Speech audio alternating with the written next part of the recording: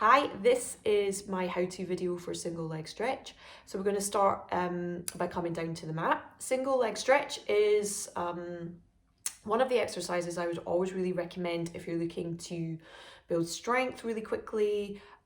It challenges your core, it challenges your hip and knee alignment, and it really works stamina and your coordination as well. So it's one of those exercises in Pilates that has it all, and I just absolutely love it.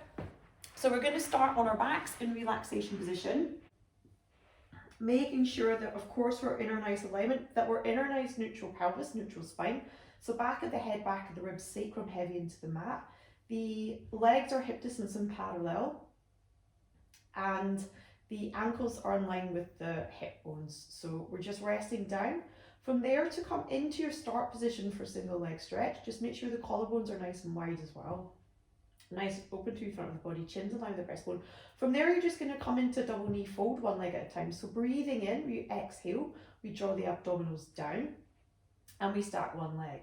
Same again on the other side, we take a breath in, we exhale, we wrap the abdominals to create that little corset of support as we float the other leg. So now we're in a double knee fold.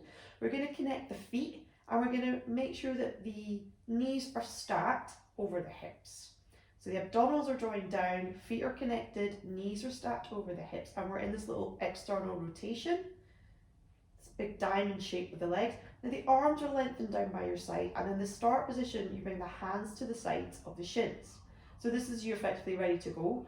And then to come into the move, we draw the chin to the chest, and then we sequentially peel the spine up, just looking to the breastbone or in between the legs. We've got our nice long spine, we're nice and neutral, and then from there we come into the exercise. So as we send one leg long, we draw the opposite leg in, and we keep that slight rotation in the hip.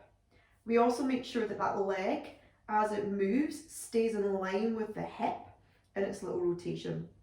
The position of the hands, the outside hand is always towards the bottom of the shin, the top hand is always in, crosses the body and sits on the knee as we switch the legs back and forward. And then once you get into the flow, you can start to pull the leg in to get your hip flexor stretch. Keep the elbows kind of wide and high, so as the shoulders stay kind of elevated on the back. And that is single leg stretch. So we keep the curl up, we scoop the belly, we keep looking down towards the pubic bone, and then you just bring the legs in, send one leg out, and you breathe. So it's